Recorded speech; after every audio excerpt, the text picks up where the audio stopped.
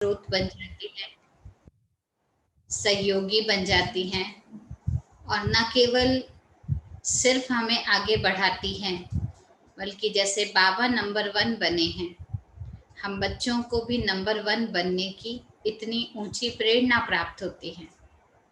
इसलिए बाबा के महावाक्य अव्यक्त रूप से प्रैक्टिकल अपने जीवन में धारण करने की प्रेरणा देते हैं।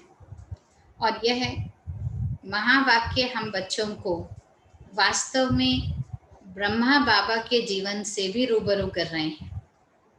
कई बार हम बच्चों की एक कंप्लेंट रहती है मीठी मीठी बाबा से कि बाबा काश हम भी उस साकार समय पर होते, काश हम भी आपके साथ उस जीवन को, ईश्वरीय जीवन का प्रारंभ कर पाते।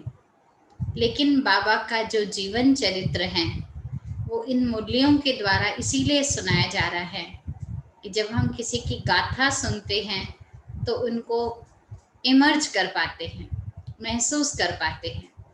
इसी प्रकार इस ज्ञान को भी जब हम अव्यक्त मुरली के आधार पर बाबा के जीवन चरित्र के माध्यम से स्वीकार करते हैं तो वह स्वीकारा हुआ महावाक्य धीरे धीरे हमारे को भी ऐसी महसूसता दिलाता है जैसे हम खुद साकार ब्रह्मा बाप की पालना में पल रहे हैं।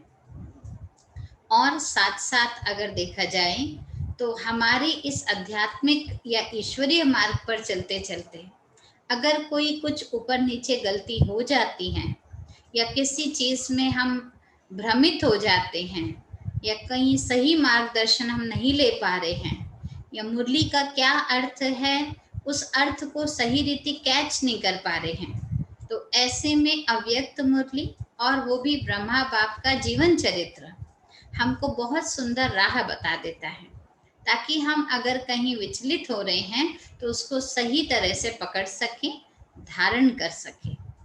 तो आज की मुरली बाबा का दूसरा कदम है और वो है सहनशीलता। तो सुनते हैं आज के महावाक्य। आज 4 जुलाई 2021 की मुरली है। अव्यक्त मुरली रिवाइज कोर्स है 30 जनवरी 1988 की। मुरली का सार है हिम्मत का दूसरा कदम सहनशीलता। हिम्मत का दूसरा कदम सहनशीलता, और वह भी सहनशीलता किस प्रकार की?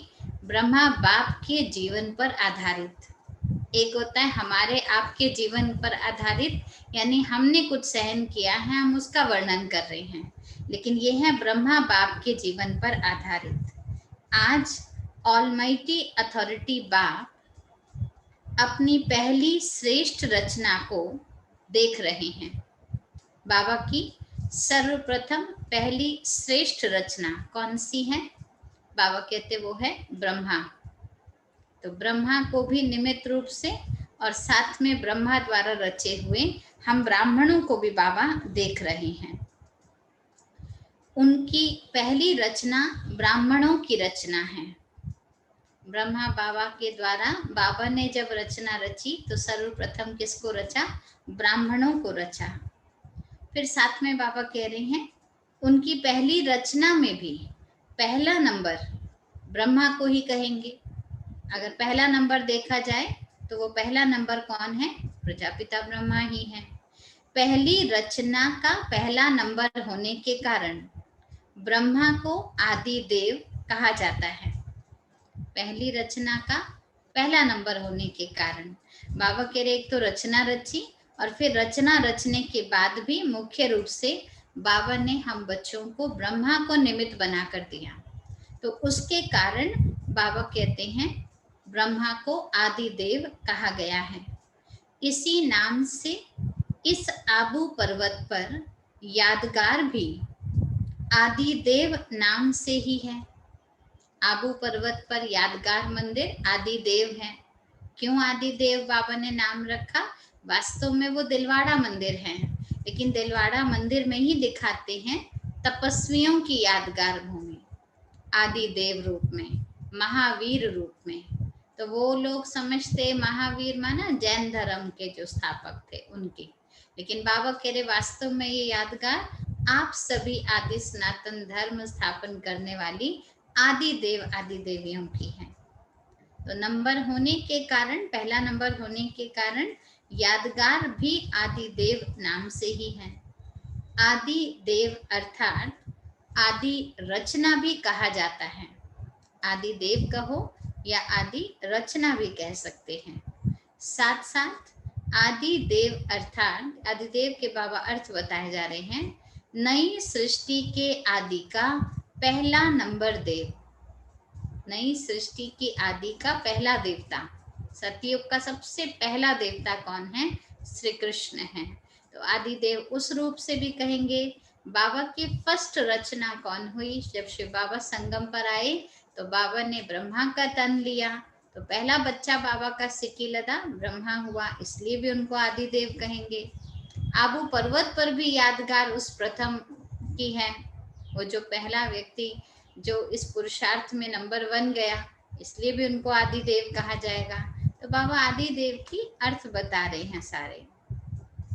पहली देव आत्मा श्री कृष्ण के रूप में ब्रह्मा ही बनते हैं। अगर पहली पहली देव आत्मा चुनी जाए तो श्री कृष्ण के रूप में पहली देव आत्मा ब्रह्मा ही बनते हैं। इसलिए नई सृष्टि के आदि का आदि देव कहा जाता है। नई सृष्टि की आदि, जब शुरुआत हुई थी इस सृष्टि की, तो प्रथम पुरुष कौन? वो भी ब्रह्मा ही कहा जाएगा। संगम युग में भी आदि रचना का पहला नंबर अर्थात आदि देव कहो व ब्राह्मण आत्माओं का रचयिता ब्रह्मा कहो। अगर आप दुनियावी रूप से लेंगे तो first man on the earth आदि देव कहा जाएगा। लेकिन अगर आप बाबा के रूप से देखेंगे तो बाबा ने जिस तन को पहला पहला माध्यम बनाया वो कहलाया ब्रह्मा, क्योंकि वो हम ब्राह्मणों का रचयिता है। तो बाबा कह रहे हैं संगम पर और सृष्टि के आदि पर दोनों ही समय के आदि हैं ये। संगम पर भी आदि माना, संगम युग शुरू ही तब होता है जब शिव बाबा का ब्रह्मा के तन में अवतरण होता है, यानी संगम हो जाना, मिलन हो जाना। और इसी तरह सृष्टि का आदि शुरू कब होता है? जब श्री कृष्ण की आत्मा नंबर 1 आती है, जो ब्रह्मा की ही आत्मा है। तो बाबा कह रहे दोनों ही के समय का आदि ये आदि देव कहलाते हैं। ब्रह्मा ही आदि कर्मातीत फरिश्ता बनते हैं। ब्रह्मा बाबा ही आदि कर्मातीत फरिश्ता बनते हैं। आदि का मतलब यहाँ पर सबसे पहला, कर्मातीत बनने में भी, फरिश्ता स्वरूप बनने में भी नंबर 1 जो बने वो ब्रह्मा बाप तैयार हुए। ब्रह्मा सो फरिश्ता और फरिश्ता सो देवता। ब्रह्मा सो फरिश्ता, ब्रह्मा बाबा जब अव्यक्त हुए तो उन्होंने पुनर्जन्म नहीं लिया। आप कहेंगे मम्मा भी तो कर्मातीत बन गई थी, लेकिन मम्मा ने सेवार्थ जन्म लिया, लेकिन ब्रह्मा ने पुनर्जन्म नहीं लिया। कर्मातीत बनकर सीधा क्या बन गए? फरिश्ता, माना संपूर्ण रूप धारण करके वो वतन में हमारे लिए अभी भी हैं, हमें अव्यक्त पालना ऊपर से दे रहे हैं। तो बाबा कह रहे ब्रह्मा सो फरिश्ता और फरिश्ता सो देवता, सब में नंबर 1 है। ऐसा नंबर 1 क्यों बने? ऐसा बाबा ने कौन सा पुरुषार्थ किया जो बाबा नंबर 1 बन गए? तो बाबा पूछ रहे हैं ऐसा नंबर 1 वो क्यों बने? किस विधि से नंबर 1 सिद्धि को उन्होंने प्राप्त किया? ऐसी विधि कौन सी अपनाई जिसके आधार पर नंबर 1 सिद्धि भी उनको प्राप्त हो गई? बाबा हमको कहना चाह रहे हैं आप सभी ब्राह्मण आत्माओं को ही ब्रह्मा को फॉलो करना है। हम सब ब्राह्मण आत्माओं को नंबर 1 आत्मा को फॉलो करना है, जो निमित्त रूप में हमारे समक्ष रही, हमें उनको फॉलो करना है। अच्छा, क्या फॉलो करना है? फॉलो करने के लिए कुछ चीज़ भी तो कहते चलो, कहाँ चलें या किस चीज़ को फॉलो करें? कहते इस चीज़ में इनको फॉलो करो। तो ब्रह्मा बाप में भी क्या फॉलो करना है? इनका पहला कदम समर्पणता तो आपने सुना ही है, पहले बाबा ने सुनाई दिया था। तो बाबा कह रहे पहला कदम समर्पण में था जो इनकी थी, तो वो तो हमने सुनी ही है। पहले कदम में भी सब समर्पण बन के दिखाया, सब रूप से। बाबा ने कहा ना, मैंने संबंधों के रूप से भी समर्पण होके दिखाया, कर्म रूप से भी समर्पण, संकल्पों को भी समर्पण कर दिया, जो बाबा का वो मेरा, बस और कोई नहीं। तो पहले कदम में भी सब रूप से समर्पण बन के दिखाया। दूसरा कदम है सहनशीलता। अब आज जो टॉपिक चल रहा है वो किस चीज का चल रहा है? सहनशीलता का। जब समर्पण हुए तो बाप से सर्वश्रेष्ठ वर्षा तो मिला, लेकिन दुनिया वालों से क्या मिला? ब्रह्मा बाबा जो लेखराज थे, बहुत अच्छा व्यापारी थे, बहुत अच्छा नाम मान शान था उनका। बाबा कह रहे हैं ऐसी आत्मा जब शिव बाबा ने उनमें प्रवेश किया और वो समर्पित हो गए, तो समर्पण होने पर बाबा पूछ रहे हैं उनको क्या ऐसा मिला? दुनिया वालों से सबसे ज्यादा गालियों की वर्षा किस पर हुई? ऐसे ऐसे लांछन लगाए, ऐसे ऐसे बातें तो सोची भी नहीं है कभी। तो बाबा कह रहे वो किस पर हुई थी? चाहे आप आत्माओं को भी गालियां मिली, हमें भी कई कहते थे ये पागल हो गए हैं, घर बार छोड़कर चल पड़े हैं, ये कोई उम्र है जाने की, अभी तक भी कह देते हैं। तो बाबा कह रहे चाहे ऐसा हुआ है कि आप आत्माओं को भी गालियां मिली, आप पर भी अत्याचार हुए, लेकिन होने को तो हुए सब पर, लेकिन बाबा पूछ रहे हैं ज्यादा क्रोध व गुस्सा ब्रह्मा को ही मिलता रहा। जो ज्यादा ऑपोजिशन हुई वो ब्रह्मा की हुई। इतना तक कि उनके ही रहने वाले सिंध निवासी उनको ही खत्म करने की प्लानिंग बनाते थे। ऐसा सोचते थे कि कभी अकेले में होगा ना, इसको खत्म कर देंगे। बाबा कई बार अपना अनुभव सुनाते थे, खासकर बाबा का जो भतीजा था ना, भाऊ, विश्व किशोर भाऊ बोलते हैं, तो वो बताते थे कि बाबा को मारने की प्लानिंग करते थे। उस समय गोलियां नई नई बनी थी, तो दूर से ही निशाना मार देना, हम पकड़े जाए ना कुछ हो। तो बाबा का टाइम था शाम को 6 बजे, बाबा छत पर वॉक किया करते थे, सिंध में जो राधा भवन और एक और भवन था उधर पर।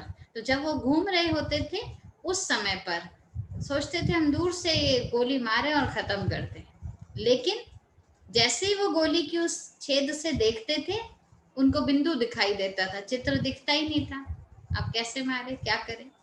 तो बाबा हम बच्चों को समझाते हैं कि वास्तव में बाबा किस रूप से सब कुछ चीज का सामना करते हुए भी निराकारी रूप से अपने आप का सामना कर कैसे बाबा ने बच्चों को चलाया। एक सेकेंड।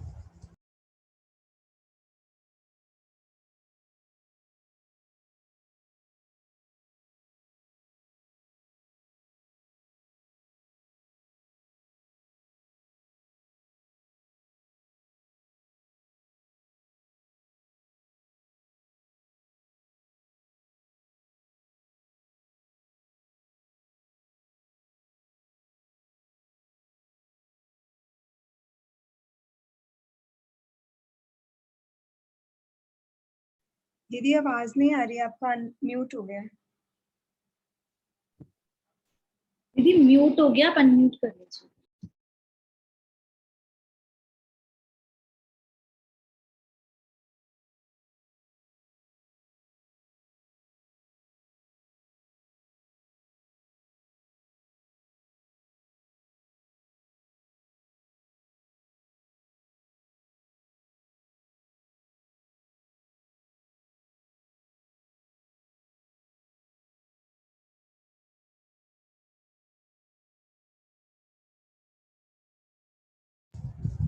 अब आई आवाज? जी हेलो दीदी, शांति। जी हाँ, दीदी आ सॉरी रही है। सॉरी, कोई फोन आ गया था अर्जेंट जी। तो बाबा बता रहे हैं कि लौकिक दुनिया में भी इतना जो गालियां पड़ी, अत्याचार हुए, ये सब किस आधार पर हुआ? ये वास्तव में बाबा कह रहे एक नंबर 1 रूप में चलते चलते ऐसी बातों का सामना उनको करना पड़ा। बाबा कह रहे चाहे आप आत्माओं को भी गालियां मिली, अत्याचार हुए, लेकिन ज्यादा क्रोध व गुस्सा ब्रह्मा को ही मिलता रहा। लौकिक जीवन में जो कभी एक अपशब्द भी नहीं सुना, लेकिन ब्रह्मा बना तो अपशब्द सुनने में भी नंबर 1 रहा। ब्रह्मा बना तो बाबा कह रहे इतने अपशब्द सुनने मिले, नंबर 1 हो गए उसमें भी। अच्छा, फिर क्या हुआ? सबसे ज्यादा सर्व के स्नेही जीवन व्यतीत की। शुरू में अगर देखा जाए तो उन्होंने जीवन सर्व का स्नेही बनकर व्यतीत की, लेकिन जितना ही लौकिक जीवन में सर्व के स्नेही रहे। कहाँ तो बाबा जब जौहरी थे तो गरीबों को, छोटे छोटे बच्चों को इतनी प्यार भरी पालना देते थे, उनकी गलती को भी एकदम माफ कर देना, सबका स्नेह था उनसे। लेकिन बाबा कह रहे जितना ही लौकिक जीवन में सर्व के स्नेही रहे, उतना ही समर्पित होने पर, यानी अलौकिक जीवन में सर्व के दुश्मन बन गए। सर्व के दुश्मन बन के माना ये नहीं कि सबसे उन्होंने वैर विरोध कर लिया। सर्व के दुश्मन बनना मतलब हर एक की आंखों में खटकने लग गए, क्योंकि वो ऐसी बातें सुना रहे थे जो आज तक कहीं नहीं सुनी थी। वो ऐसी बातें हमें सिखा रहे थे जो कोई भी नहीं कहता था सीखने को। तो बाबा कह रहे ऐसे समय पर उस सर्व के विरोधी बनते जा रहे थे। अच्छा, फिर बाबा कह रहे सर्व के दुश्मन बने, बच्चों के ऊपर तो अत्याचार हुआ, लेकिन स्वतः ही इनडायरेक्ट बाप के ऊपर भी अत्याचार हुआ। आप देखो, किसी बच्चे को अगर आप भोजन ना दो तो उसको क्या फीलिंग आएगी? बाप को, माँ बाप के अंदर जाएगी? बिल्कुल नहीं जाने वाली। तो ऐसे ही बच्चों पर तो अत्याचार हुए सो हुए, माना रोक टोक हुई, लेकिन साथ साथ बाबा पर भी हुआ। बाबा को भी ऐसी आभास आता था कि मेरे बच्चे रात रात बाबा सो नहीं पाते थे। एक बार एक बच्ची ने जाकर पूछा कि बाबा मैं सुबह आई थी तब भी आप ऐसे ही थे, 2 बजे आई, 12 बजे आई तब भी आप उठकर बैठे हुए थे, आप सोते कब हो? आप सोते क्यों नहीं हो?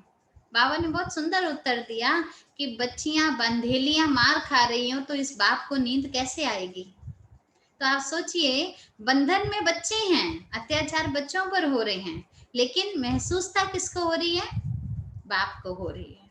इसलिए बाबा कहते थे मैं चैन से नहीं सो पाता हूँ, मैं योगदान देता हूँ। इसका मतलब ये भी नहीं कि बेचैनी है, लेकिन बाबा योग का सहयोग देते थे ताकि उस पवित्रता के मार्ग पर चलने वाली बहनें, माताएं बहनें जो भी थी, वो उसको सहन कर सके, उस परिस्थिति से पार हो सके। तब बाबा बता रहे हैं कि बच्चों के ऊपर अत्याचार हुआ तो स्वतः ही इनडायरेक्ट बाप के ऊपर अत्याचार हुआ, लेकिन सहनशीलता के गुण से व सहनशीलता की धारणा से मुस्कुराते रहे। बाबा ने कभी बच्चों को ये नहीं कहा कि आओ बैठो मैं सुनाऊं तुम्हें मैं कितनी तकलीफों से गुजर रहा हूं, नहीं, सदा मुस्कुराते रहे, कभी भी मुरझाए नहीं बाबा। कोई प्रशंसा करे और मुस्कुराए, इसको सहनशीलता नहीं कहते।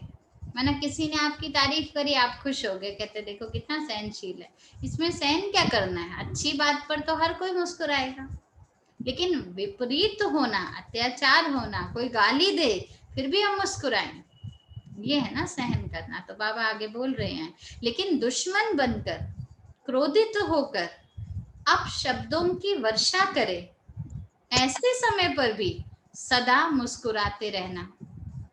अब शब्दों की वर्षा कर रहा है सामने वाला, लेकिन ऐसे समय पर भी सदा मुस्कुराते रहना।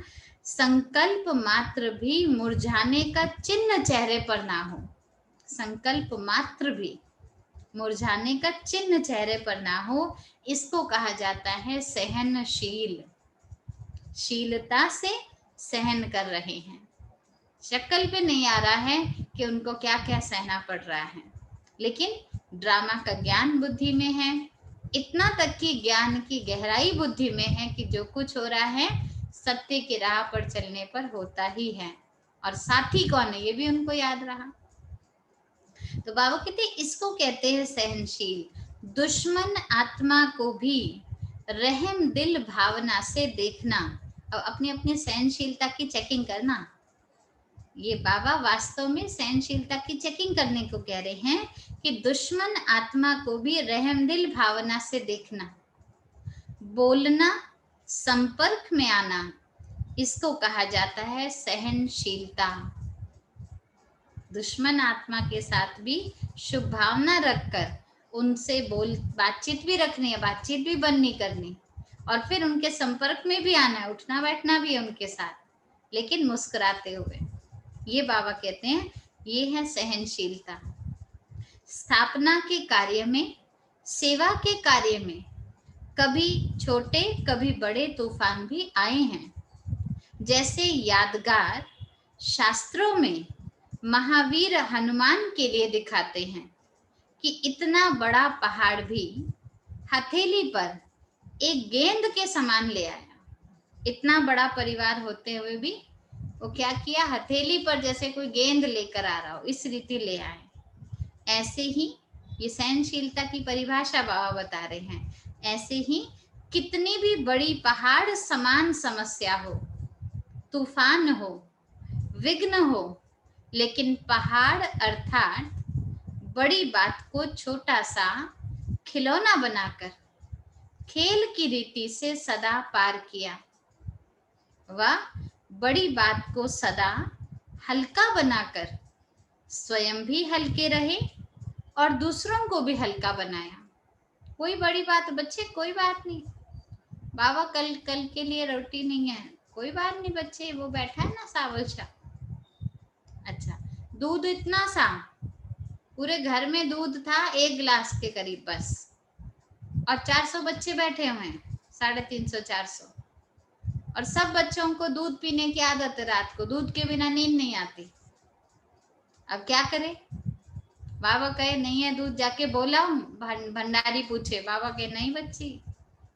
अच्छा बाबा फिर क्या करूं, 9 बजने वाले, सब आएंगे दूध लेने। और बाबा कह रहा है बच्ची, बाबा सबको जाके बोल कर आओ आज बाबा बच्चों को मुंह में दूध पिलाएगा। अब मुंह में दूध पिलाएगा, मुंह में कितना आएगा बताओ? गिलास भर के तो नहीं आएगा ना एक बारी में, और थोड़ा थोड़ा थोड़ा बाबा सबके मुंह में डाले, सारे बच्चे निपट गए। और मुंह में दूध पी रहे हैं तो उससे हटकर किसी को गिलास की क्या जरूरत पड़ेगी, तो भाग्य है। ये था युक्ति युक्त हमारा बाबा। ऐसा बाबा था जो हर बात को ऐसे पी लेता था अंदर से, लेकिन चेहरा मुस्कुराता और बेफिक्र बादशाह की तरह चलता। तो बाबा के व्यक्तित्व हमें अपने प्रैक्टिकल जीवन में बाबा सीखने को देते हैं। बाबा आगे बता रहे हैं, स्वयं भी हल्के रहे, दूसरों को भी हल्का बनाया, इसको कहते हैं सहनशीलता। छोटे से पत्थर को पहाड़ नहीं, लेकिन पहाड़ को गेंद बना दिया। छोटे से पत्थर को पहाड़ नहीं बनाया, हाय पत्थर नहीं, लेकिन इतना बड़ी बात कुछ भी नहीं है, गेंद बना दी। जैसे गेंद आई और खेल दिया, और एक खुशी होती है ना, गेंद कोई फेंक रहा है, ऐसे फेंको तो कहेंगे हाय इसने मुझे मारा। और अगर कोई बैट्समैन के आगे फेंके तो वो क्या कहेगा, वाह मेरे छक्का मार दिया, मेरे को मौका मिला, इतनी अच्छी गेंद मारी है जो मैं इस पे छक्का जड़ दूं, और तालियां मिलेगी फिर ऊपर से। और ही तो बाबा के अगर बैट नहीं पकड़ी होगी तो वो गेंद परिस्थिति के रूप में गेंद दिखेगी। अगर बैट पकड़ी हुई होगी तो आप ही उसको अच्छे से खेल पाओगे। तो हमारा बैट कौन सा है याद रखना है, हमारा ईश्वरीय मार्ग, हमारा ड्रामा का ज्ञान, ये हमारा बैट है। इसलिए बाबा कह रहे पहाड़ को भी गेंद बना दिया, विस्तार को सार में लाया। ये है सहनशीलता। विघ्नों को, समस्याओं को मन में व दूसरों को आगे विस्तार करना, अर्थात पहाड़ बनाना। कई बार मन ही मन में सोचते रहते हैं, सोच सोच के दुखी होते रहते हैं, बात को इतना बड़ा कर देते हैं, या जो आया उसको सुनाया, जो आया उसको सुनाया, हर एक को अपना दुख सुनाया। तो ये भी अपने आप को दुखी करना, यानी पहाड़ बना देना अपनी छोटी सी बात को। लेकिन विस्तार में ना जाकर, अब क्या करें अगर इतनी बड़ी परीक्षा आ ही रही है तो, और बताएं भी ना, बताओ ऐसे कैसे हो। तो बाबा कह रहे अगर बातें ऐसी आती भी हैं तो उस समय क्या सोचे, विस्तार में ना जाकर नथिंग न्यू के फुल स्टॉप में जाए। कोई भी बात आई है उसको अगर मुझे खत्म करना है, मेरे ऊपर ये बात आई है, क्यों आई है, उसको खत्म करने के लिए नथिंग न्यू, कोई नई बात नहीं है, पहले भी आई थी मेरे पास, पहले भी मैंने पार किया था। तो नथिंग न्यू कहकर फुल स्टॉप की बिंदी लगाओ। फुल स्टॉप माना जो बीत गया सो बीत गया। मान लीजिए कल आपके लिए कुछ नहीं था खाने के लिए, आप नहीं खाना खा पाए, आज अगर है तो ये नहीं पता कल मैंने खाना नहीं खाया था, आज तो खा लो, कल पे बिंदी लगाओ, आगे चलो। लेकिन हम कई बार भूल जाते हैं इस बात को। बिंदी बनेंगे तब तो आगे बढ़ेंगे। एक स्टेटमेंट भी लिखी जाती है, अगर फुल स्टॉप लगाएंगे तब तो नेक्स्ट लाइन स्टार्ट होती है ना। तो बाबा कह रहे बिंदी लगाना सीखें। इसको कहते हैं विस्तार को सार में ले आना। बहुत बड़ी बात है, लेकिन कुछ नहीं, बस बंदी वो कर दिया, सार कर दिया मैंने। सहनशील श्रेष्ठ आत्मा सदा ज्ञान योग के सार में स्थित होकर ऐसे विस्तार को, समस्या को, विघ्नों को भी सार में ले आती है। कैसे? जैसे ब्रह्मा बाप ने किया। वो सार में ऐसे ले आती है जैसे ब्रह्मा बाप लेकर आते हैं। जैसे लंबा रास्ता पार करने में समय, शक्तियां समाप्त हो जाती हैं, अर्थात ज्यादा यूज होती हैं, ऐसे विस्तार है लंबा रास्ता पार करने में समय शक्ति की वेस्टेज। जब लंबा रास्ता घूमते तो क्या करते हैं, समय भी जाता है, शक्ति भी जाती है, घूम घूम कर जाना पड़ता है। और शॉर्टकट किसी को पता हो तो वो भी वहीं पहुंच रहा है, लंबा वाला भी वहीं पहुंच रहा है, लेकिन कोई एनर्जी बचा रहा है और कोई एनर्जी एक्स्ट्रा व्यर्थ कर रहा है। तो बाबा हमको बता रहे हैं जैसे लंबा रास्ता पार करने में समय, शक्तियां समाप्त हो जाती हैं, अर्थात ज्यादा यूज होती हैं, ऐसे विस्तार है लंबा रास्ता पार करना और सार है शॉर्टकट रास्ता पार करना। जितना बड़ा वर्णन करोगे, आखिर 2-4 लोग आपको सांत्वना देंगे और जैसे तैसे परिस्थिति हट तो जाएगी। आई परिस्थिति आती किस लिए? जाने के लिए। लेकिन एक होता है मैंने ही उसको खत्म कर दिया, एक होता है चला के फिर मैं खत्म कर रही हूँ। तो अंतर है दोनों में। बाबा कह रहे हैं रास्ता तो पार करना ही है, पार दोनों ही करते हैं, लेकिन शॉर्टकट करने वाला समय और शक्तियों की बचत करता है। जैसी कोई विघ्न आई, कोई परिस्थिति आई, उसका वर्णन किए बिना बाबा आप संभालो। बाबा नथिंग न्यू, पहले भी मैं जीत गई थी इसको, कहा और खत्म। तो परिस्थिति भी देखती है कि अरे ये तो डिस्टर्ब ही नहीं हो रहे, मेरी यहाँ दाल निकलने वाली, चलो कहीं और चली जाती है, वो खुद ही चली जाएगी।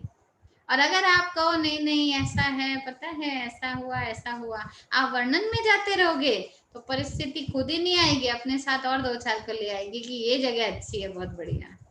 तो बाबा कह रहे अब आपके ऊपर है, आपको समय शक्ति को बचाना है या नहीं। बचत होने के कारण, समय और शक्तियों की बचत होने के कारण निराश नहीं होंगे, दिल शिकस्त नहीं होंगे, सदा मौज में मुस्कुराते पार करते रहेंगे। इसको कहा जाता है सहनशीलता। सहन करना है लेकिन शीलता से करना है। सहनशीलता की शक्ति वाला कभी घबराएगा नहीं। सहनशीलता की जिसमें शक्ति होगी, कैसी भी परिस्थिति हो, विपरीत हो, नहीं हो, मालूम ही नहीं हो, आज तक ऐसी कोई बात आ गई हो, लेकिन फिर भी घबराएगा नहीं। क्या ऐसा भी होता है क्या? कई कहते हैं अरे ज्ञान में भी ऐसा होता है। एक बहुत पुराना ज्ञानी मान लीजिए छोड़ के चला गया, तो हम कहेंगे अच्छा इतने साल का पुराना वो भी चला गया। अरे चला गया, उसकी सीट नहीं थी, आपके लिए है तो आ जाओ ना, बैठो अपना। लेकिन यही सोचते रहे वो क्यों उठ गया, तो अपनी सीट भी गवा देंगे, तीसरा आके बैठ जाएगा। और फिर कहो मुझे सीट ही नहीं मिलती, मैं क्या करूं। तो ये तो हमारी गलती है ना। इसलिए बाबा कह रहे हैं घबराना नहीं है। सहनशीलता इसको भी कहा जाता है। बड़ी बड़ी परिस्थितियों में ना घबराना, ये भी सहनशीलता है। सहनशीलता वाले सदा संपन्न होने के कारण ज्ञान की याद की गहराई में जाते हैं। कभी कोई बात हो जाती है ना, ऐसी अनहोनी कोई दिखती है, तो ऐसे समय पे बाबा हम बच्चों को कहते हैं जो सहनशील आत्मा होगी वो बातों की गहराई में जाएगी, ज्ञान और योग के साथ साथ, वर्णन में नहीं जाएगी। क्यों ऐसा हुआ, बाबा का ज्ञान इस समय क्या कहता है, तो उस गहराई में जाने के कारण अपनी एनर्जी को बचाएंगे। और घबराने वाला कभी गहराई में नहीं जा सकता। जैसे स्काई डाइविंग करते हैं ना, जो घबराता है वो नहीं जा सकता, लेकिन कई कई हैं जो घबराते नहीं है, वो ज्यादा गहराई में जाके आनंद लेते हैं और वीडियो शूट भी करवाते हैं अपना आराम से। वही तुम भी करो, बहुत अच्छी चीज है। तो हमें एंजॉय करना है ना, इसलिए बाबा आगे शब्द कह रहे हैं, सार वाला सदा भरपूर होता है, इसलिए भरपूर संपन्न चीज की गहराई होती है। जो भरपूर चीज होगी, संपन्न होगी, उसकी गहराई होती है। विस्तार वाला खाली होता है। जो बहुत ज्यादा बताता रहेगा वो ऊपरी ज्ञान है, अंदर नहीं है, तो अंदर से वो खाली है। इसलिए खाली चीज सदा उछलती है। सुना है ना, अध जल गगरी छलकत जाए, सुनते थे ना हम लोग हिंदी में। आधी आधी जो घड़ा भरा होता है ना पानी का, उसको आप घर तक लेकर आओ, इतना उछलता है, इतना उछलता है, इसे पता नहीं कितना लेकर आ रहे हो आप, होता वो आधा है और उछल उछल कर आधा और खत्म हो चुका होता है। लेकिन जो भरपूर होता है वो थोड़ा बहुत गिरेगा लेकिन पूरा नहीं होगा, संपन्न रहेगा, संपूर्ण रहेगा और स्थिर रहेगा, एकाग्रता बनाकर रखेगा। तो बाबा कह रहे खाली चीज उछलती है, तो विस्तार वाला क्या उछलेगा, ये क्यों हुआ, ये क्या हुआ, ऐसा क्यों हुआ, वैसा क्यों हुआ, ऐसा नहीं होना चाहिए, ऐसा होना चाहिए, ऐसे संकल्पों में उछलता रहता है। मैंने हर थोड़ी देर बाद में वो उछलेगा, ये क्यों किया, ऐसा नहीं होना चाहिए, क्योंकि वो अंदर से खाली है। जैसे कोई व्यक्ति अंदर से खत्म हो चुका होता है ना, उसके पास शक्ति नहीं होती है, फ्रस्ट्रेटेड हो चुका होता है, तो वो क्या करता है, छोटी छोटी बात पर झगड़ता रहेगा। कुछ नहीं होगा ना, मान लीजिए चलते चलते कुर्सी लगी तो कुर्सी को देख के मारेगा, क्या ये यहाँ किसने रख दिया कुर्सी जबकि रिस्पांस भी नहीं देगी, लेकिन उसको अंदर इतना भरा हुआ है, उसी को मार रहा है, वो उससे बातें कर रहा है, तेरे को यहाँ किसने रखा, अरे वो अंदर से खाली है। तो बाबा कह रहे हैं ऐसा विस्तार वाला करता है जो उछलता रहता है। अच्छा, उसके बाद देखिए क्या होता है, वाणी में भी सबके आगे उछलता रहेगा। वाणी में मतलब बोलेगा भी जोर से, उतनी फ्रस्ट्रेशन से, और हर चीज में किसी की नुक्स निकालना, कुछ ना कुछ नुक्ताचीनी करना, क्योंकि वो खाली है अंदर से।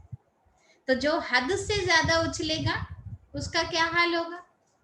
अब छोटे बच्चे ही हैं, सारा दिन उछलते रहते, फिर बाद में क्या होता है, हाँफ जाते हैं, थक जाती है। तो बाबा कह रहे हैं जो हद से ज्यादा उछलेगा, माना एक होता है गलती हुई है बता देना, भाई ये चीज यहाँ क्यों रखी, देखो गिर जाता ना आज मेरे से, बात बता दी ताकि आगे से ध्यान रखे। एक है हमेशा रखते हैं, पहले भी रखा था, पिछली बार भी मैंने अगला पिछला सारा निकाल दे रहे हैं, इसका मतलब कब से भर के बैठे हुए हैं अंदर, और वो बोलते जा रहे हैं, एनर्जी भी खत्म, तो उसके बाद अगर बैठेगा तो कैसे हाँफेगा ना वो आखिर। तो बाबा कह रहे हैं ऐसा व्यक्ति हाँफता है, स्वयं ही उछलता है, स्वयं ही हाँफता है, स्वयं ही थकता है, कोई नहीं कर रहा उसको तंग, लेकिन वो स्वयं स्वयं को ही तंग कर रहा है। वो सहनशील इन सब बातों से बच जाता है, ना चिंतन में आए ना वर्णन में आए, बल्कि बिंदु लगा के नथिंग न्यू कह दिया, तो थकने से, उछलने से, हाँफने से, हर चीज से बच गए।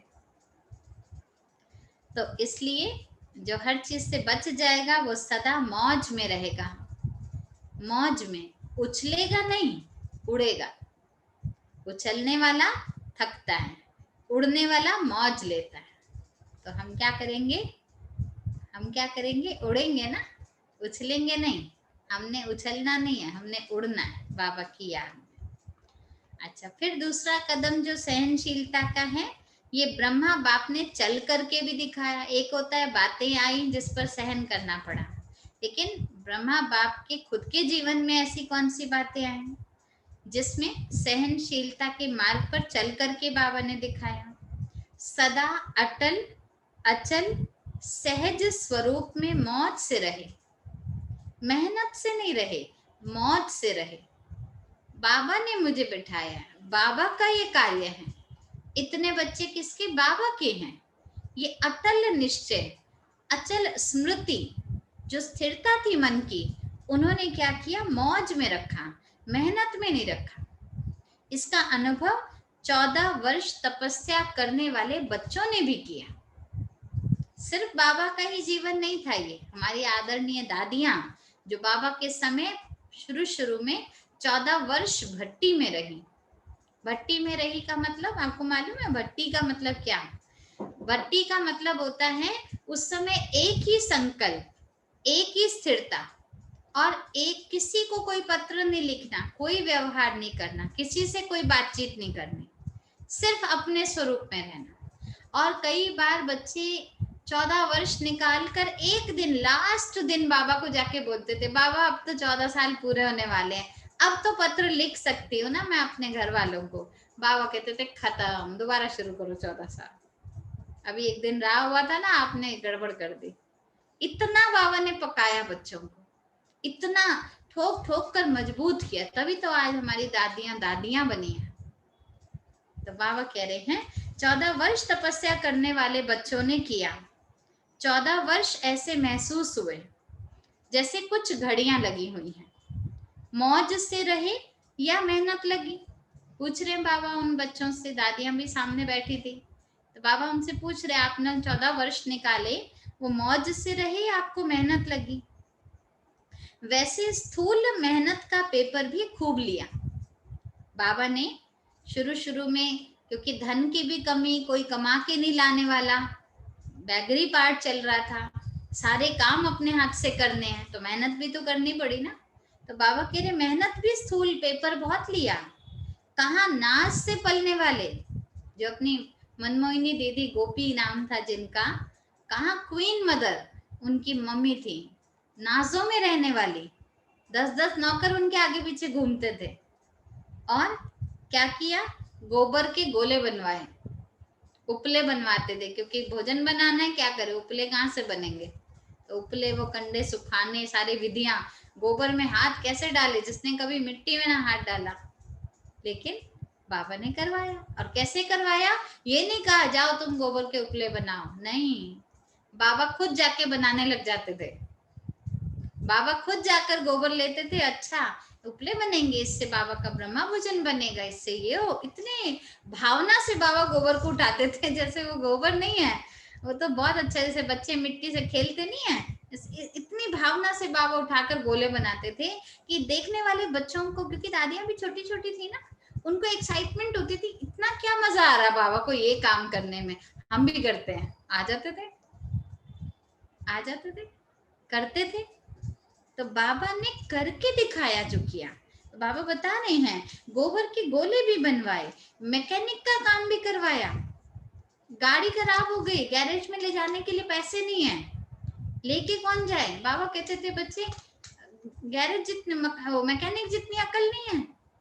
तो कहा नहीं बाबा है तो सही, तो कहाँ है, तो निकालो उसको। तो मम्मा कहती थी चलो लेकर आओ पेपर पेन, खोलते हैं सारी गाड़ी, एक ढक्कन टूटा हुआ, दूसरा और तोड़ दिया खोल के। लेकिन खोलकर क्यों तोड़ा? देखने के लिए कहां पर क्या जुड़ा हुआ है। और एक पेचकस का काम है, तो इसको गैरेज में क्यों भेजो, हम ही करते हैं ना, करा, सिखाया कैसे ऑयलिंग करनी है, कैसे ग्रेसिंग है, कहाँ खराबी है, कहाँ वो साफ करना है, सारी चीज सिखाई। तो मैकेनिक भी बनाया, चप्पल भी सिलवाई। सुना हुआ ना आपने निर्मल शांता दादी के उदाहरण में, चप्पल भी टूट गई थी, तो बोला बाबा मेरी चप्पल टूट गई। बाबा कहते मोची जितनी अकल नहीं है, बस इतनी दिल को लग गई। मेरा बाप जो मेरे लिए हीरो के क्लिप लेकर आता था, वो आज मुझे मोची से कंपैरिजन कर रहा है। आज मैं इसको ठीक करूंगी। किया परिवर्तन आखिर उन्होंने, और बनाए, और अपने लिए नहीं, बाबा के लिए भी बनाए। 150 रुपए की चप्पल 1.5 रुपए में बना दी, सोचिए, 1.5 रुपए में। और बाबा ने पूछा बच्चे ये तो चप्पल नहीं लग रही है, कहा कब लाए, कितने की लाए? बाबा 1.5 रुपए की लाई। बाबा ने बोला मम्मा 1.5 रुपए की कोई चप्पल आती है? तो कहा बाबा ये मोची बन गई है, इसको आ गई है बनानी चप्पल। चमड़ा खरीदा, बाकी सारा काम तो घर का ही था, कर दिया। तो सब कुछ करवाया, मोची भी बनाया, माली भी बनाया, लेकिन सब कुछ करते हुए मेहनत लगी या मौज लगी? अकेले करते ना तो मेहनत लगती, मैं ही करूं, मैं ही मरूं। उस समय क्या था, संगठन था, बाबा खुद लग जाते थे, मम्मा खुद लग जाती थी, इसलिए खेल लगता था। अच्छा आज गाड़ी खोलेंगे, चलो जी खोलेंगे, लगता ही नहीं था हाय राम गाड़ी हम खोले। तो ग्रुप में करते हैं ना, संगठन में करते हैं ना तो मौज लगती है। इसीलिए तो कहते हैं संगठन में मुरली सुनो। मुरली तो आप लोग भी पढ़ सकते हो, लेकिन संगठन में पढ़ते हैं तो मजा आता है, मौज लगता है, मेहनत नहीं लगती। ऐसे योग संगठन में करते हैं तो मौज लगता है, मेहनत नहीं लगती। तो बाबा भी हमको बता रहे हैं, क्या बाबा पूछ रहे हैं, वो जीवन सब कुछ पार किया तो क्या मौज लगी या मेहनत लगी? सब कुछ पार किया, लेकिन सदा मौज का जीवन अनुभव रहा।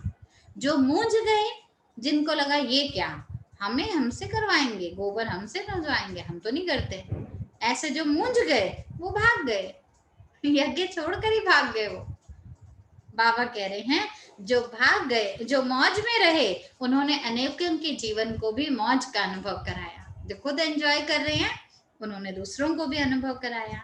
अभी भी अगर वही 14 वर्ष रिपीट करें, पसंद है? आप सब क्या कहेंगे, पसंद है?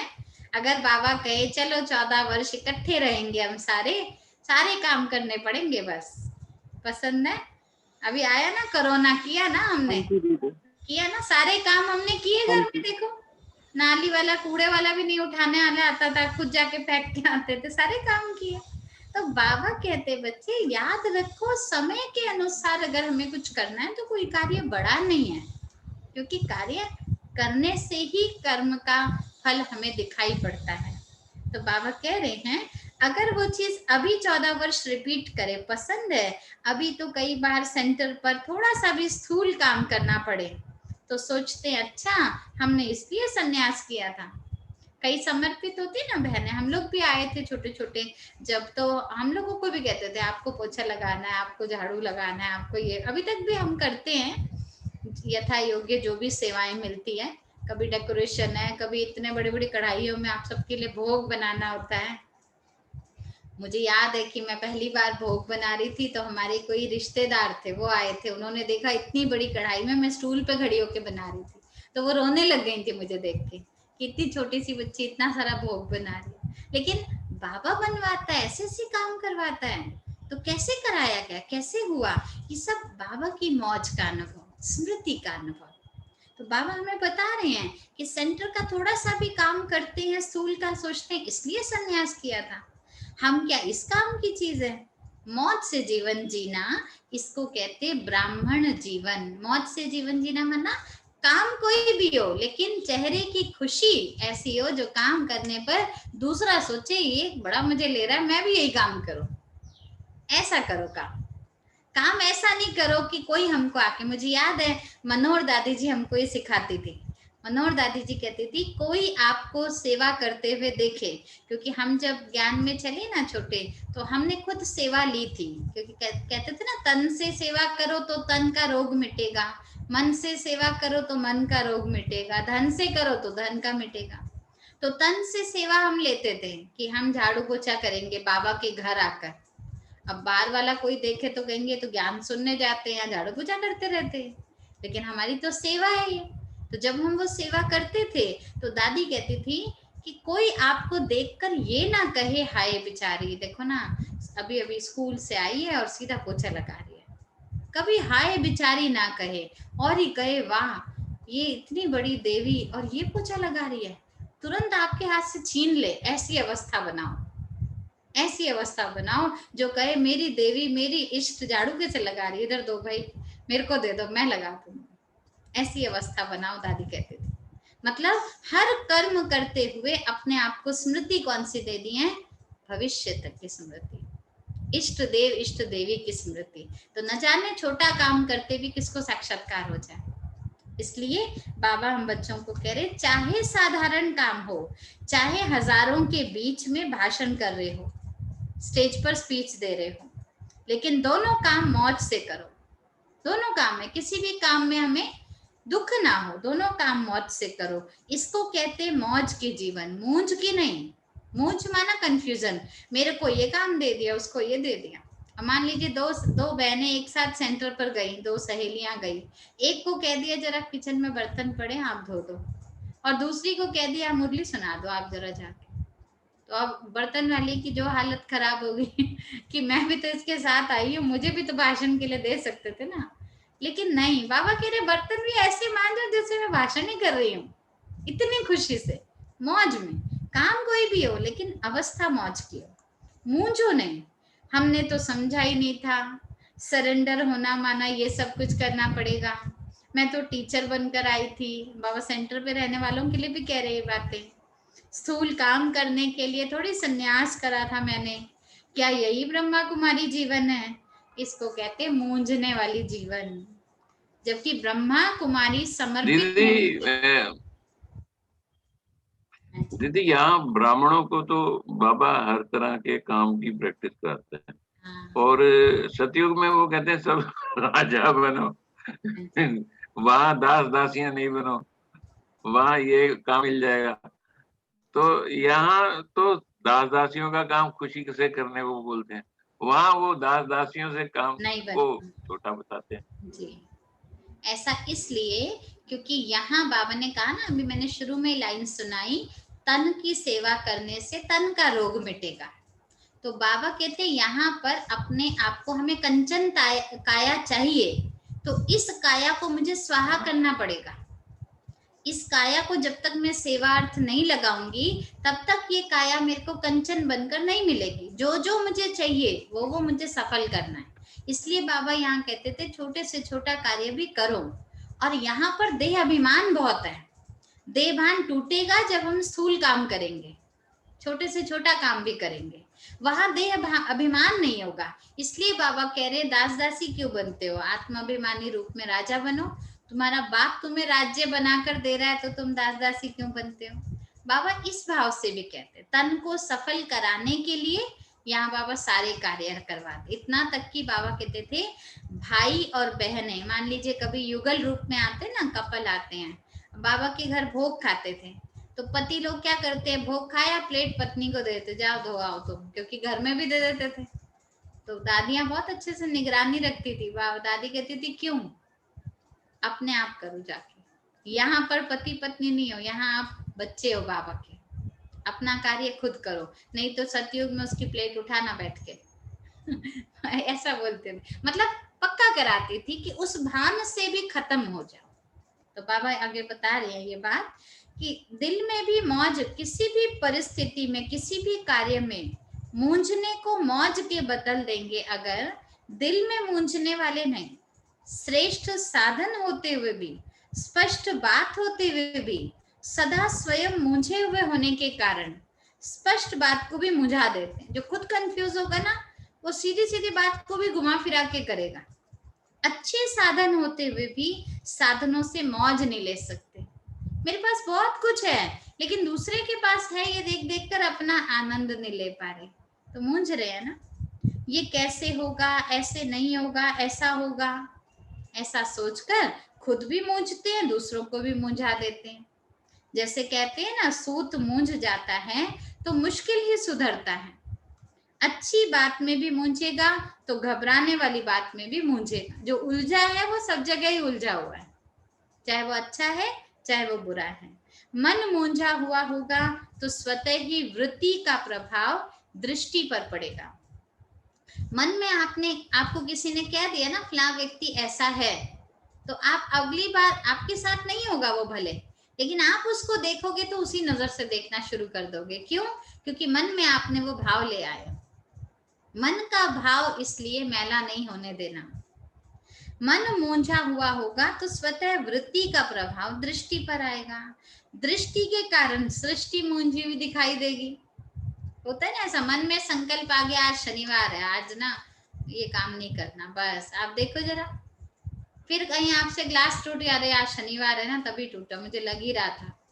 फिर कहीं और भी आप कुछ होता है देखोगे, शनिवार है ना, यार आपने सृष्टि रच दी शनिवार की, जबकि ऐसे कितने शनिवार आ गए होंगे, लेकिन आज आपके कान में डल गई ना बात, मन में स्वीकार हो गई, तो आपने शनिवार को हाईलाइट कर दिया। नहीं तो सारे ही वार है, वार करने वाले हैं सारे वार, लेकिन हमको वार पर जीत पहननी है ना। तो बाबा कह रहे हैं दृष्टि के कारण सृष्टि ऐसी दिखाई देगी। ब्रह्मा कुमारी जीवन अर्थात ब्रह्मा बाप समान मौज की जीवन।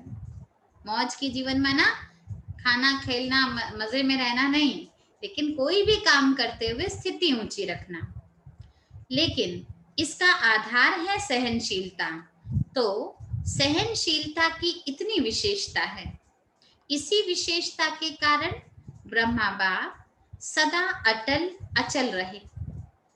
2 प्रकार की सहनशीलता का पेपर बाबा ने सुनाया।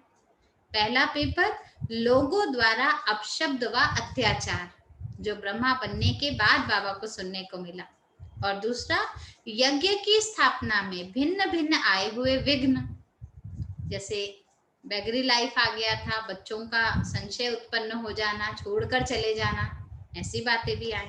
और तीसरा कई ब्राह्मण बच्चों द्वारा ट्रेटर बन जाना। ट्रेटर बनना माना ब्राह्मण थे, बच्चे थे, लेकिन जब यज्ञ छोड़कर गए तो बाबा की भी ग्लानि और बाबा के घर की भी ग्लानि करने लगे। वहां तो ऐसा होता है, वहां तो ये चलता है, उल्टा बोल देना, तो ट्रेटर बनने लग गए। तो बाबा के लिए छोटी मोटी बातों में असंतुष्टता का सामना भी करना पड़ा, लेकिन इसमें भी सदा असंतुष्ट को संतुष्ट करने की भावना से परवश समझकर, कोई बच्चा बाबा कोई उल्टा बोल के चला जाता था, कहता था। बाबा ने एक बार पूछा एक बच्चे से, बच्चे ये साइकिल तुम किससे पूछ के लेके गए थे? क्योंकि यज्ञ में एक ही साइकिल थी, फिर धीरे धीरे और बननी शुरू हुई, लेकिन एक नियम होता है ना, कोई कहीं जा रहा है तो बता के जाए। तो बाबा ने पूछा किससे पूछ कर लेके गए थे? तो उस बच्चे ने कहा ये लो चाबी, आप ही रख लो, नहीं लूंगा आज से आपकी साइकिल। माना वो ब्रह्मा बाप को बाप रूप में समझ ही नहीं रहा, वो साधारण मनुष्य देख रहा है। तो बाबा कहते हैं उस परवश आत्मा जो अपने अहंकार के वश में है, उस परवश आत्मा पर भी कल्याण की भावना रखी। सहनशीलता की साइलेंस पावर से हर एक को आगे बढ़ाया। सामना करने वाले को भी मधुरता और शुभ भावना, शुभ कामना से सहनशीलता का पाठ पढ़ाया।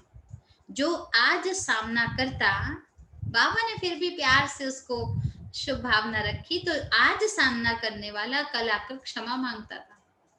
कितने सिंधी बाबा के अगेंस्ट हो गए थे, और फिर बाद में बॉम्बे में जब बाबा एडमिट हुए, वहां कई सिंधी रहा करते थे, वो आके बाबा के पैर छुए उन्होंने कि हम उस समय आपको बहुत उल्टा सुल्टा कहा।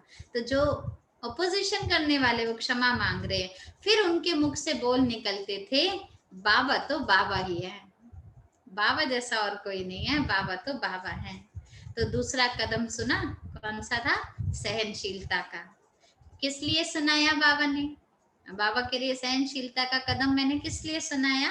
ताकि आप कदम पर कदम रखो, कदम पर कदम रखो। माना जैसे बाबा ने करके दिखाया, वैसे हमें करके दिखाना है। इसको कहा जाता है फॉलो फादर। कोई भी स्थिति हो ना, कोई भी परिस्थिति आए, याद रखो इस समय पर बाबा होते तो क्या करते, बस मुझे वो करना है।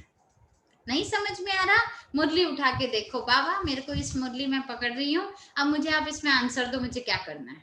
खोलो मुरली, पढ़ो, देखो आपको आंसर ना मिले तो ये है फॉलो फादर करना, अर्थात बाप समान बनना। बनना है या सिर्फ बाबा को दूर से देखते रहना है? बाबा कर रहे हैं, बहुत अच्छा बाबा ने किया, बहुत अच्छा, सिर्फ यही कहना है या हमें भी बनना है? पूछ रहे हैं बाबा। आप अपने आप को उत्तर देते रहना, ठीक है? बहादुर होना, पंजाब महाराष्ट्र दोनों ही बहादुर हैं, दोनों जोन बाबा के सामने बैठे थे, सब बहादुर हैं। देश विदेश के सभी बच्चे अपने को महावीर कहते हैं ना, किसी को भी प्यादा नहीं माना जाता। मानेंगे क्या? कहेंगे भी तो मानेंगे नहीं। इससे सिद्ध होता है सभी अपने को महावीर समझते हैं। तो महावीर अर्थात बाप समान बनना। महावीर का मतलब है जैसे बाबा सहनशील समर्पित होकर जहां बिठाया, जैसे खिलाया, बेफिक्र होकर बाबा पर निश्चय रखकर चलते रहे, ऐसा बनना। समझा? अच्छा, फिर कुमार बैठे बाबा के सामने। बाबा के लिए कुमारों की विशेषता क्या है? कुमार जीवन श्रेष्ठ जीवन है, क्योंकि पवित्र जीवन है, और जहां पवित्रता है वहां महानता है। कुमार अर्थात शक्तिशाली, जो संकल्प करे वो कर सकते हैं। कुमारों को चैलेंज करने की आदत होती है ना, यंग ब्लड होता है, तो बाबा के लिए जो संकल्प करे वो कर सकते हैं। कुमार अर्थात सदा बंधन मुक्त बनने और बनाने वाले। ऐसी विशेषताएं हैं ना, जो संकल्प करो वही कर्म में ला सकते हो। स्वयं भी पवित्र रहकर औरों को भी पवित्र रहने का महत्व बता सकते हो, ऐसी सेवा के निमित्त बन सकते हो। एग्जाम्पल है ना, खुद भी रह रहे हैं उस जीवन में, तो अनुभव से दूसरों को भी बता सकते हैं। जो दुनिया वाले असंभव समझते हैं वह ब्रह्मा कुमार चैलेंज कर सकते हैं। दुनिया वाले सोचते हैं पवित्र रहना बड़ा मुश्किल है, ब्रह्मा कुमार चैलेंज कर सकते हैं। क्या चैलेंज? कई कहते हैं हमारे जैसा पावन और कोई हो नहीं सकता। क्यों नहीं हो सकता? क्योंकि हमें बनाने वाला सर्वशक्तिवान है। हमें जो पवित्रता की मर्यादा दे रहे हैं वो सर्वशक्तिवान है। दुनिया वाले कितना भी प्रयत्न करे, लेकिन आप जैसे पावन बन नहीं सकते, कि उनको आत्मा और शरीर की शुद्धि का पता ही नहीं है। अलग अलग आत्मा और शरीर को एक मान बैठे, इसलिए बाबा कहते हैं आप जैसा पावन नहीं बन सकते। आप सहज ही पावन बन गए हो। आपका जीवन सहज लगता है ना? पूछ रहे बाबा। बाबा का बन गए, ब्रह्मा कुमार या कुमारी बन गए तो सहज लगता है ना। दुनिया वाले कहते हैं ये अननेचुरल है। दुनिया समझती है जीवन का नियम है, शादी करो, बच्चे पैदा करो, ये आप प्रकृति के खिलाफ जा रहे हो।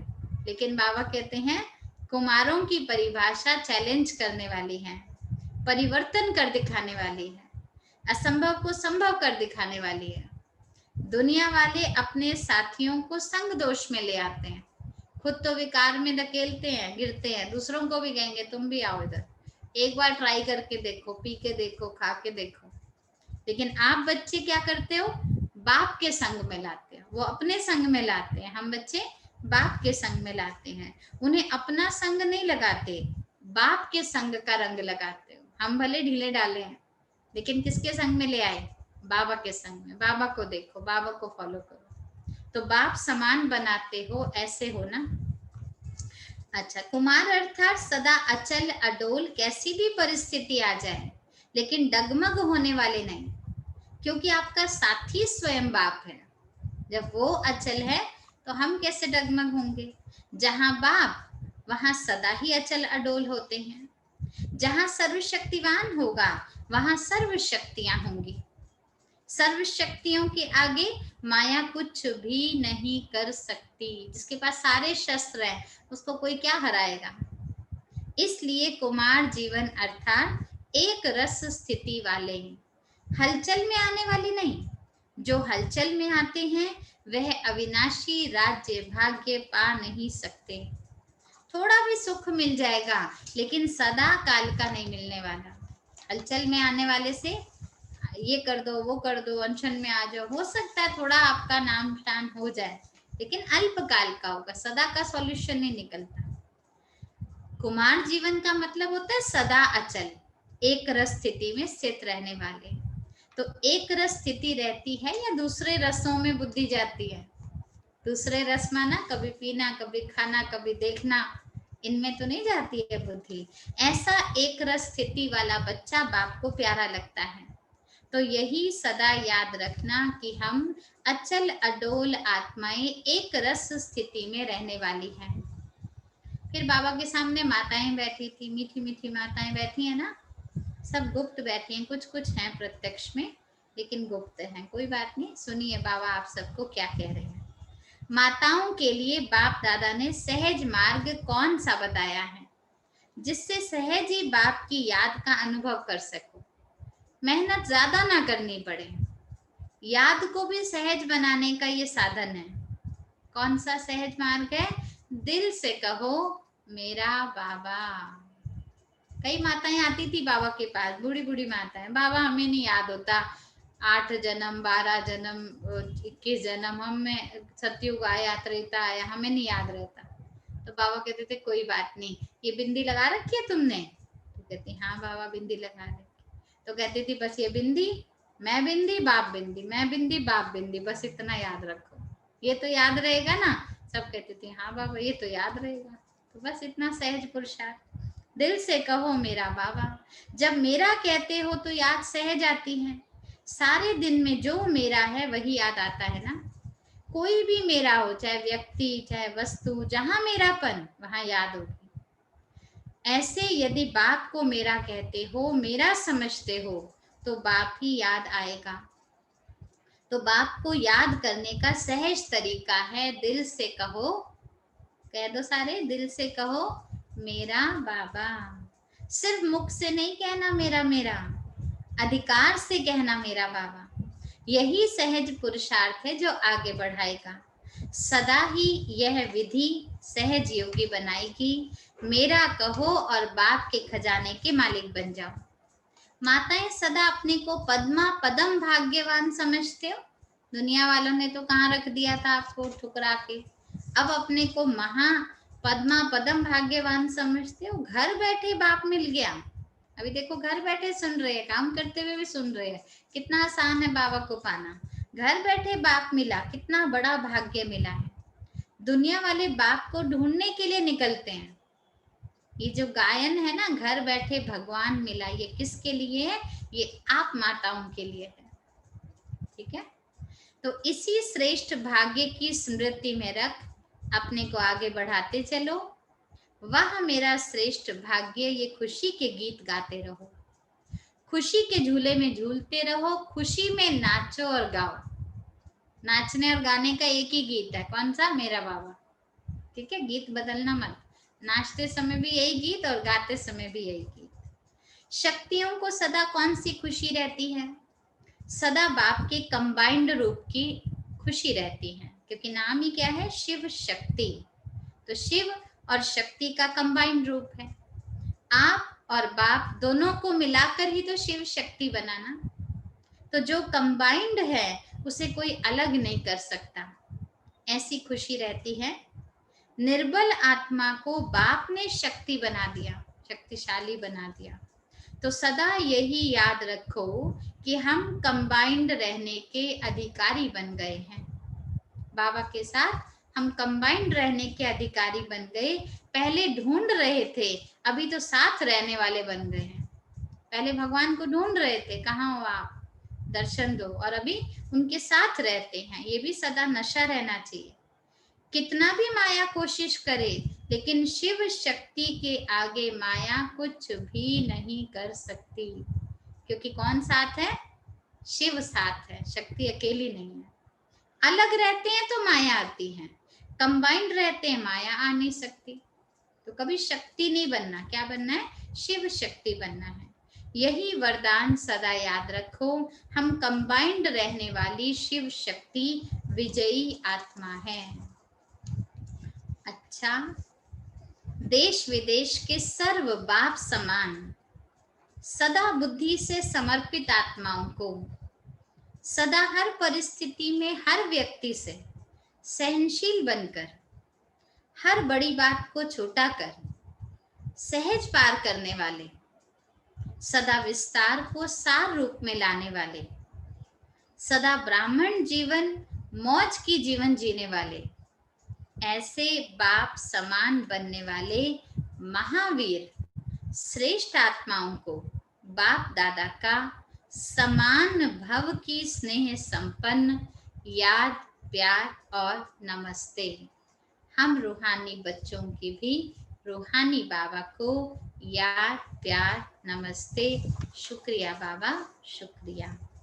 आज का वरदान है, कंफ्यूज होने के बजाय लूज कनेक्शन को ठीक करने वाले समस्या मुक्त भव।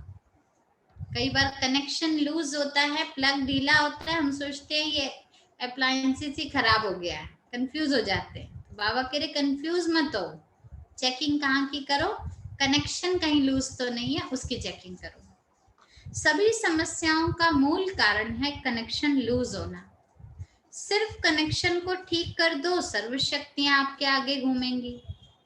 यदि कनेक्शन जोड़ने में 1-2 मिनट लग भी जाता है तो हिम्मत हार कर कंफ्यूज नहीं हो।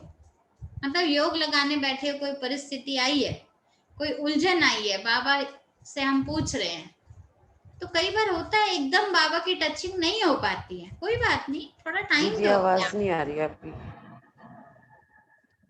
आ नहीं रही आवाज? आ रही है, बहुत क्लियर है, एकदम परफेक्ट। तो बाबा कह रहे कभी कभी ऐसा होता है कि बाबा से हम परिस्थिति आती है, कंफ्यूजन होती है, क्या करें क्या नहीं करें। हम योग में बैठते हैं तो योग नहीं लग रहा होता, कोई बात नहीं, लेकिन बैठो, उठ के चले मत जाओ। बैठे रहेंगे तो धीरे धीरे धीरे वो अवस्था बनती है। लेकिन हम अगर कनेक्शन को ही छोड़ देंगे तो कंफ्यूज रहेंगे। निश्चय के फाउंडेशन को मत हिलाओ। ये मत सोचो बाबा भी मदद नहीं कर रहा, देखो ना मेरा ये, नहीं, बाबा करता है, आप बैठो तो सही। और फिर बाबा का रिस्पॉन्स मुरली से निकालो ना, मैं बाबा का, बाबा मेरा, इस आधार से फाउंडेशन को पक्का करो तो समस्या मुक्त बन जाएंगे।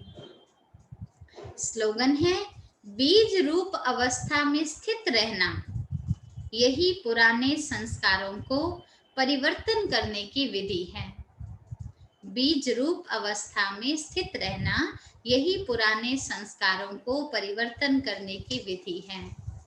जब भी किसी चीज को बदल कर नया बनाया जाता है तो पहले उसको उसके मूल रूप में लाया जाता है।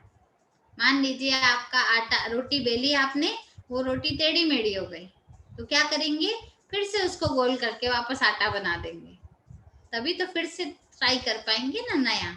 ऐसे सोना है, आपने जो जेवर बनवाया वो ठीक नहीं है, आपको दूसरा डिजाइन चाहिए, तो उसको पिघाल कर फिर पहले सोना बनाना पड़ता है, उसके बाद उसका डिजाइन चेंज होता है। तो बाबा कह रहे कोई भी पुराने संस्कार को बदलना है तो अपने मूल में आओ, बीज रूप में, बिंदु रूप में। जब बिंदु में आके फिर संकल्प लेंगे तो नया संकल्प स्टार्ट होगा।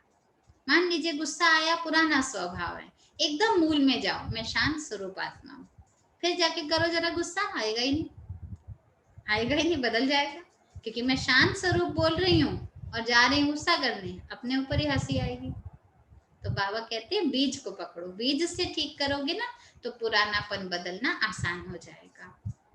तो ये थे बाबा का हिम्मत का दूसरा कदम, सहनशीलता।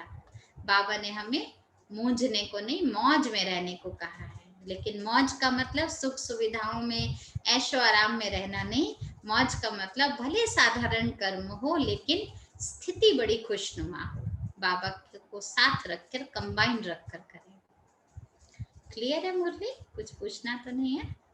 चलते हैं बाबा के पास, बाबा को याद करते हैं।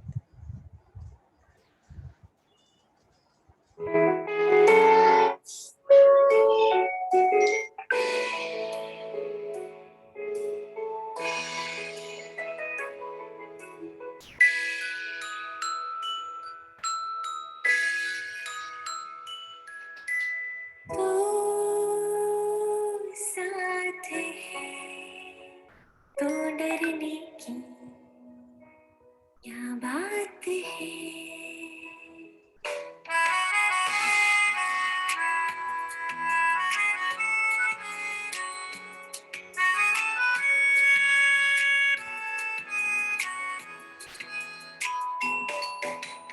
तू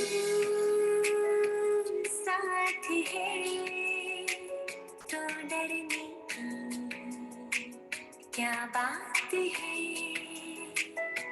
बाबा तू साथ है तो डरने की क्या बात है, तू पास है तो डरने की क्या बात है, बाबा तू साथ है तो डरने की क्या बात है। When you hear I have no fear, oh my Baba, you are my dear. When you hear I have no fear, oh my Baba, you are my dear.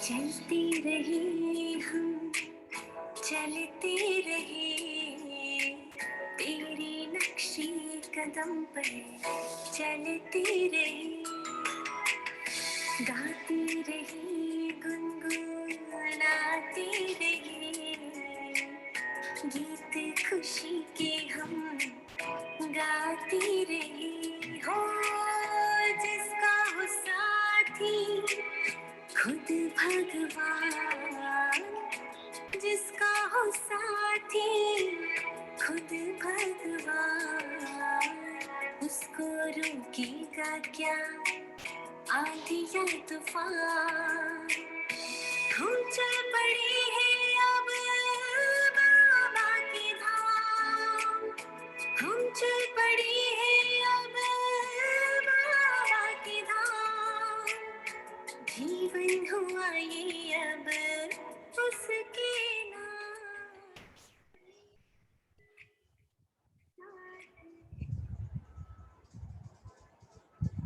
Om Shanti.